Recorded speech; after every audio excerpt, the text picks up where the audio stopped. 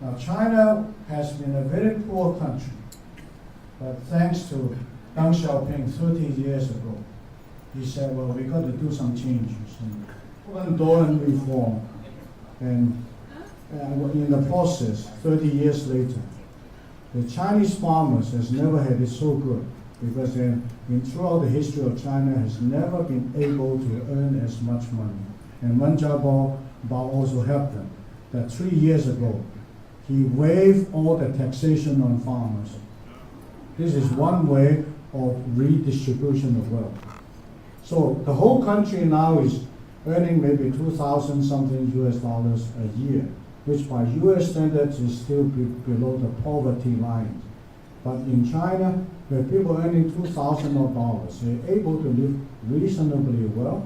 At least you don't see any beggars, you don't see people starve to death, which is quite something. 1.3 billion people, whereas 30 years ago they hardly earn anything, and it was abject poverty.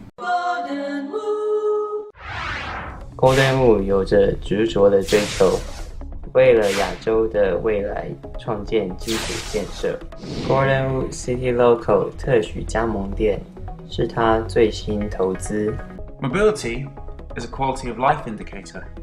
The greater the mobility, the higher the quality of life. It allows you to be in two places at once.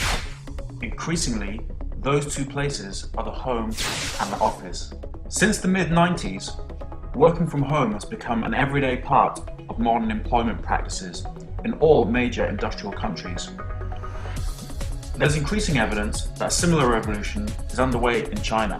There has also been a rise in what we are calling the adult singleton, which is an adult who chooses to live alone.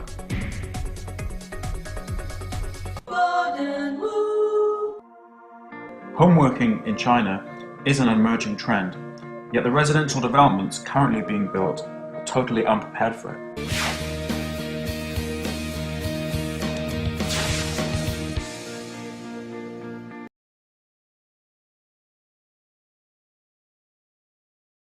I want to speak very quickly about the last 30 years. We have all seen the rise of PRC from abject poverty to today they're sitting on $2.5 trillion of foreign reserve and still growing. I think before 2010 is out, they would be hitting about $3 trillion, which is very formidable. And I always wonder, when I was asked to speak on what will Hong Kong become 20 years' time,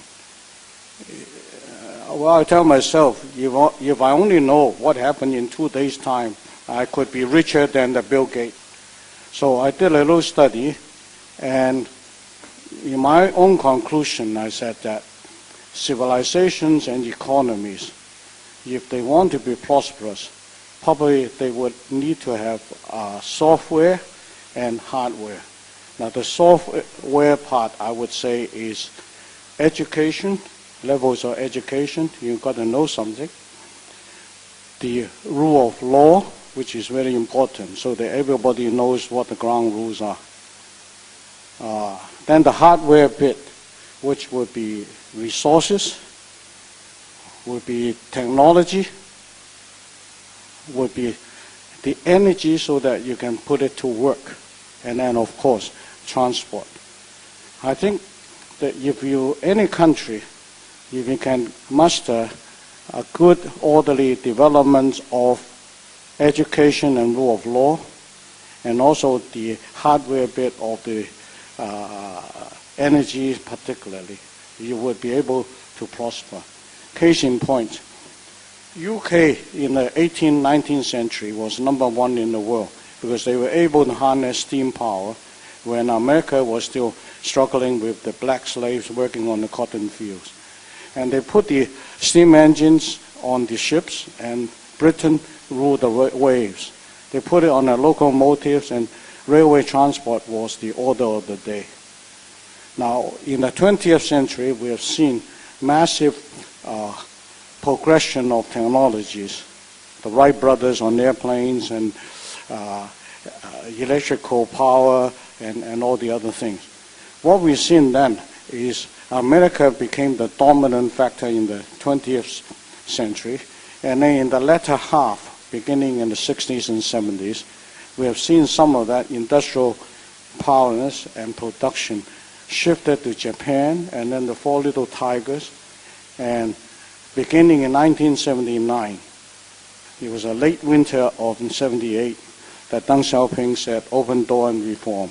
And the hell broke loose in the Pearl River Delta, 79, because of a massive exodus of Hong Kong industry going into that region to take advantage of the abundance of cheap labor, good quality labor, and abundance of land, so that then the Pearl River Delta, before people realize it, it become one of the largest manufacturing centers of the world. So that was how the last 30 years came to about. Now the Chinese prosperity case was really staggering. Nobody could have predicted that the largest subscribers to handheld phones now rest with China. Because I distinctly remember in 1980, I went inside China and tried to build one of the hotels, the China Hotel in Guangzhou, 1,200 rooms, and I was struggling to get some fixed lines. And what I did then, I know nothing about telephone, I still don't. So I went to, I remember I went to New Jersey and to see the head of the AT&T, Ma Bell at that time. And I said, why the hell you're sitting here in New Jersey when there's a huge market in China? And I said, telephones is a function of mouse.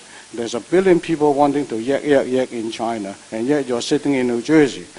The CEO that time was listened to me with interest and said, yeah, that might be a good way to start a business. So he sent some guy to China. The specific purpose was trying to promote telephone business in China. He was a good guy, very smart guy. And after a couple of years, he wanted to go back. And I said, why the hell don't you spend time? There's a potential. He said, yeah, it might be very good potential for the company, but my promotion aspects will be left over because people will not remember me when I'm working in the boondocks. And of course, AT&T certainly after the antitrust and the splitting up and also the more or less the downgrading of Bell Lab, which is a very sad story. Now the dominance in that technology is not AT&T.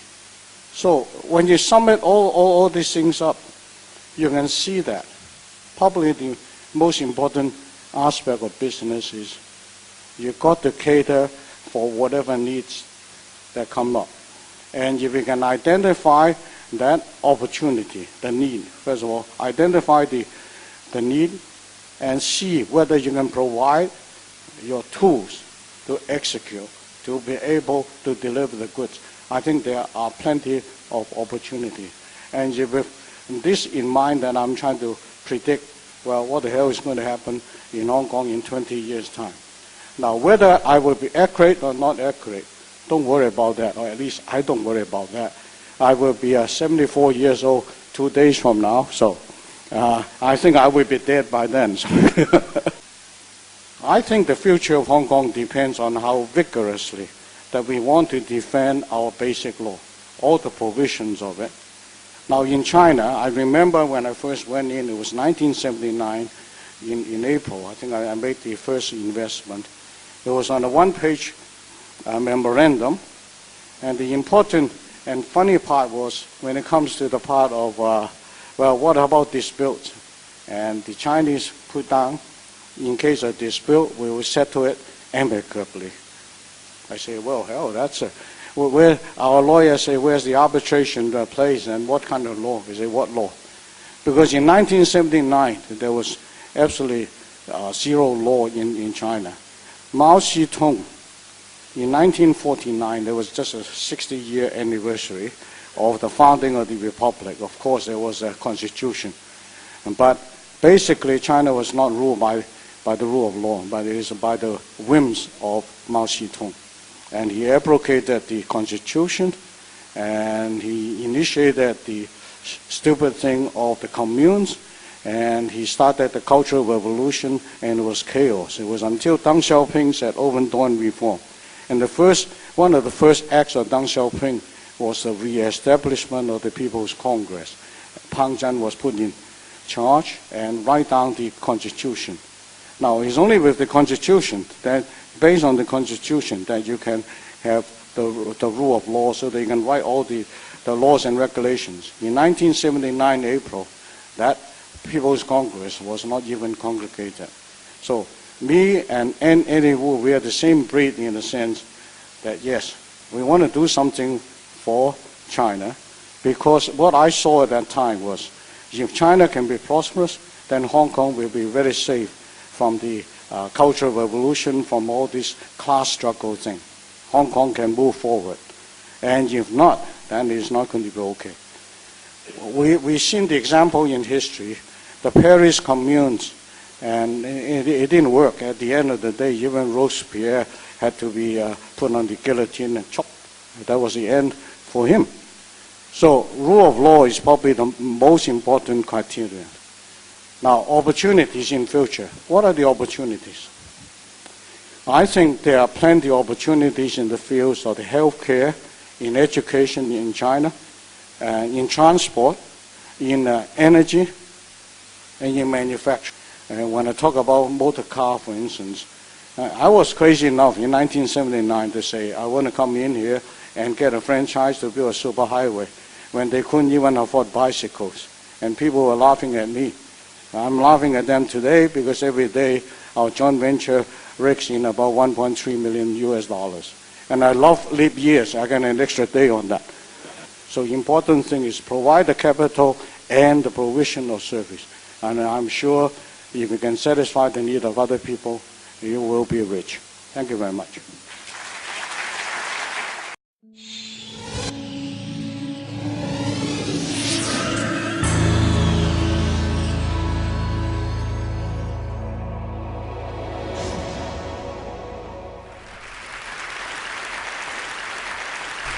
I'm going to talk to you about power in this 21st century.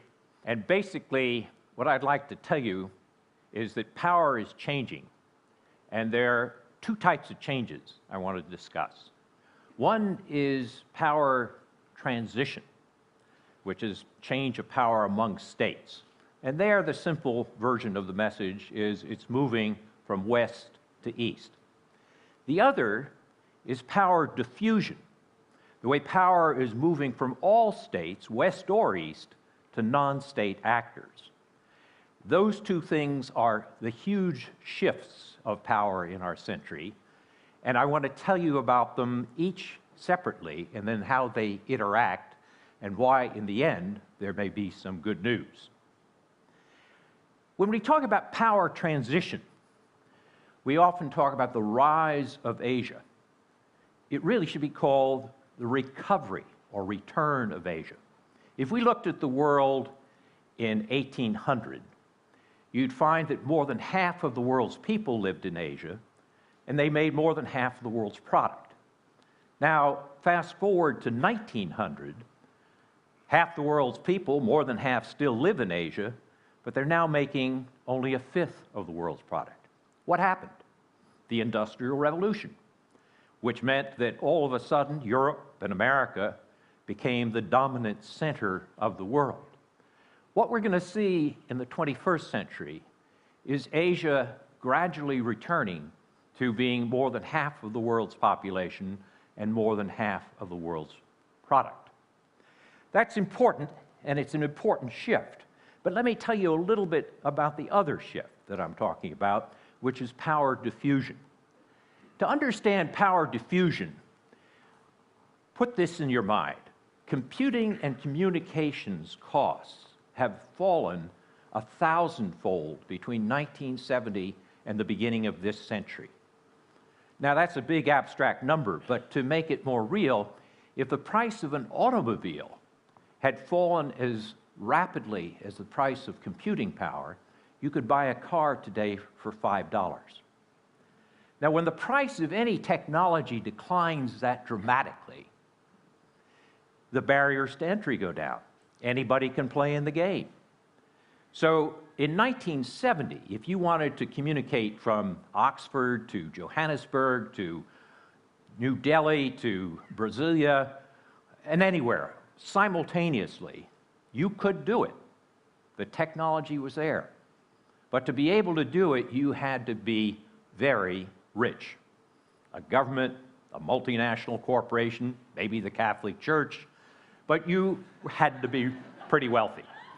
Now, anybody has that capacity, which previously was restricted by price just to a few actors, if they have the price of entry into an internet cafe. And the last time I looked, it was something like £1 an hour. And if you have Skype, it's free. So capabilities that were once restricted are now available to everyone. And what that means is not that the age of the state is over. The state still matters, but the stage is crowded. The state's not alone. There are many, many actors. Some of that's good. Oxfam, a great non-governmental actor.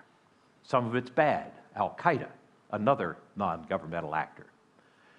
But think of what it does to how we think in traditional terms and concepts. We think in terms of war and interstate war. And you can think back to 1941 when the government of Japan attacked the United States at Pearl Harbor. It's worth noticing that a non-state actor attacking the United States in 2001 killed more Americans than the government of Japan did in 1941. You might think of that as the privatization of war. So we're seeing a great change in terms of diffusion of power. Now, the problem is that we're not thinking about it in very innovative ways. So let me step back and ask, what's power? Power is simply the ability to affect others to get the outcomes you want. And you can do it in three ways. You can do it with threats of coercion, sticks.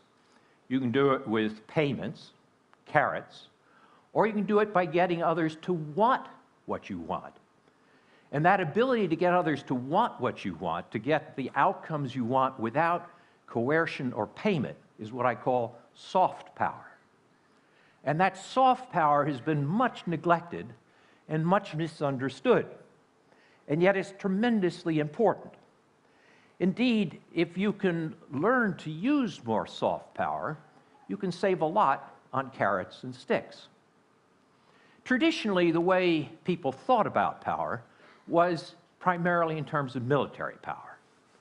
For example, the great Oxford historian who taught here at this university, A.J.P. Taylor, defined a great power as a country able to prevail in war. But we need a new narrative if we're to understand power in the 21st century. It's not just prevailing in war, though war still persists. It's not whose army wins, it's also whose story wins. And we have to think much more in terms of narratives and whose narrative is going to be effective. Now, let me go back to the question of power transition between states and what's happening there. The narratives that we use now tend to be the rise and fall of the great powers. And the current narrative is all about the rise of China and the decline of the United States. Indeed, with the 2008 financial crisis, many people said this was the beginning of the end of American power. The tectonic plates of world politics were shifting. And President Medvedev of Russia, for example, pronounced in 2008 this was the beginning of the end of the United States power.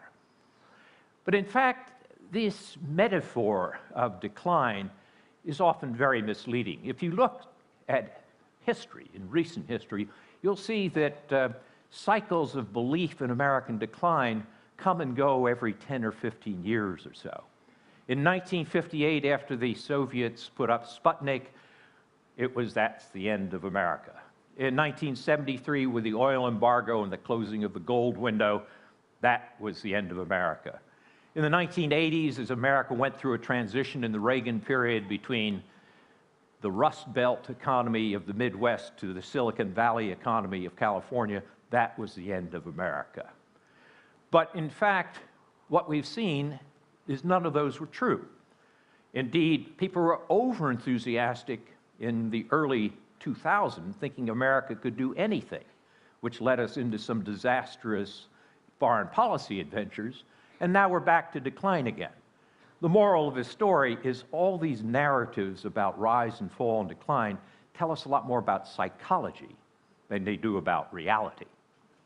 If we try to focus on the reality, then what we need to focus on is what's really happening in terms of China and the United States. Goldman Sachs has projected that China, the Chinese economy, will surpass that of the US by 2027. So we've got, 17 more years to go or so before China's bigger. Now, someday, with 1.3 billion people getting richer, they are going to be bigger than the United States. But be very careful about these projections, such as the Goldman Sachs projection, as though that gives you an accurate picture of power transition in this century. Let me mention 3 reasons why it's too simple.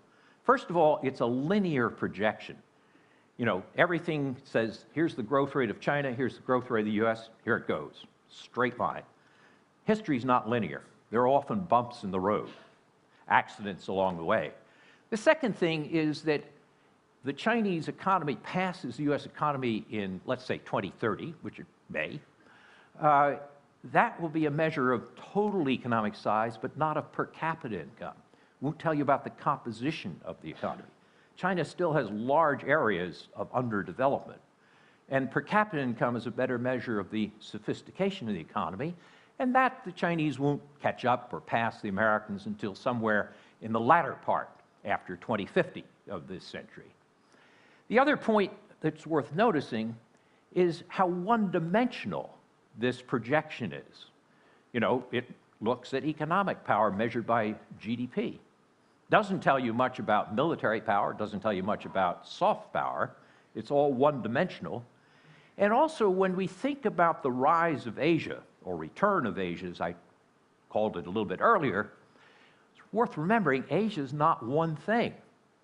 If you're sitting in Japan, or in New Delhi, or in Hanoi, your view of the rise of China is a little different than if you're sitting in Beijing. Indeed, one of the advantages that the Americans will have in terms of power in Asia is all those countries want an American insurance policy against the rise of China. It's as though Mexico and Canada were hostile neighbors to the United States, which they're not. So these simple projections of the Goldman Sachs type are not telling us what we need to know about power transition. But you might ask, well, so what in any case? Why does it matter? Who cares? Is this just a game that diplomats and academics play? The answer is it matters quite a lot, because if you believe in decline and you get the answers wrong on this, the facts, not the myths, you may have policies which are very dangerous. Let me give you an example from history. The Peloponnesian War was the great conflict in which the Greek city-state system tore itself apart 2.5 millennia ago. What caused it? Thucydides, the great historian of the Peloponnesian War, said it was the rise in the power of Athens and the fear it created in Sparta. Notice both halves of that explanation.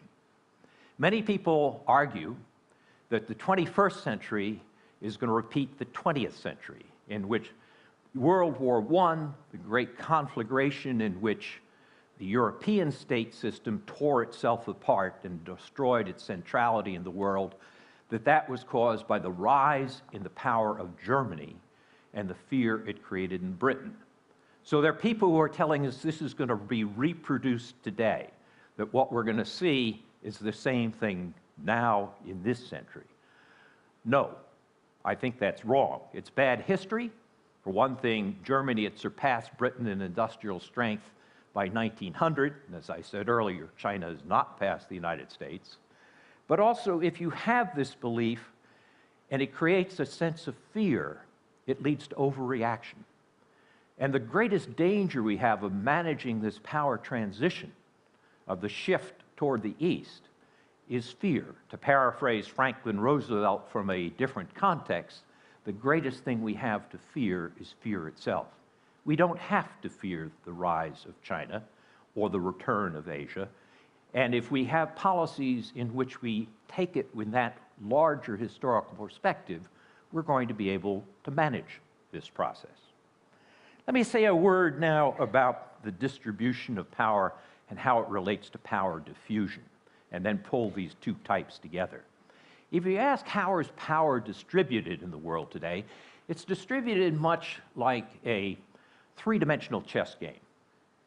Top board, military power among states. The United States is the only superpower, and it's likely to remain that way for 2 or 3 decades. China's not going to replace the US on this military board. Middle board of this three-dimensional chess game, economic power among states, power is multipolar. There are balancers. The US, Europe, China, Japan can balance each other. The bottom board of this three-dimensional chess game, the board of transnational relations, things that cross borders outside the control of governments, things like climate change, drug trade, financial flows, pandemics, all these things that cross borders outside the control of governments. There, nobody's in charge. It makes no sense to call this unipolar or multipolar. Power is chaotically distributed. And the only way you can solve these problems, and this is where many of our greatest challenges are coming in this century, is through cooperation, through working together, which means that soft power becomes more important, that ability to organize networks to deal with these kinds of problems and to be able to get cooperation. Another way of putting it is that as we think of power in the 21st century, we want to get away from the idea that power is always zero-sum. My gain is your loss and vice versa. Power can also be positive sum, where your gain can be my gain. If China develops greater energy security and greater capacity to deal with its problems of carbon emissions, that's good for us, as well as good for China, as well as good for everybody else. So empowering China to deal with its own problems of carbon is good for everybody. And it's not a zero-sum, I win, you lose. It's one in which we can all gain. So as we think about power in this century, we want to get away from this view that it's all I win, you lose. Now, I don't mean to be Pollyannish about this. Wars persist, power persists, military power is important, keeping balances is important. All this still persists. Hard power is there, and it will remain. But unless you learn how to mix hard power with soft power into strategies that I call smart power, you're not going to deal with the new kinds of problems that we're facing. So the key question that we need to think about as we look at this is how do we work together to produce global public goods, things from which all of us can benefit? How do we define our national interests so that it's not just zero-sum, but positive-sum? In that sense, if we define our interests, for example, for the United States, the way Britain defined its interests in the 19th century, keeping an open trading system, keeping monetary stability, keeping freedom of the seas, those were good for Britain. They were good for others as well. And in the 21st century, we have to do an analog to that. How do we produce global public goods which are good for us, but good for everyone at the same time? And that's going to be the good news dimension of what we need to think about as we think of power in the 21st century. There are ways to define our interests in which, while protecting ourselves with hard power, we can organize with others in networks to produce not only public goods, but ways that will enhance our soft power.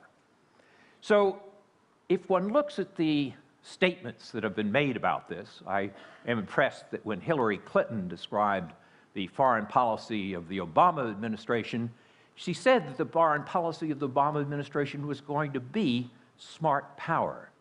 As she put it, using all the tools in our foreign policy toolbox. And if we're going to deal with these two great power shifts that I described, the power shift represented by transition among states, the power shift represented by diffusion of power away from all states, we're going to have to develop a new narrative of power in which we combine hard and soft power into strategies of smart power.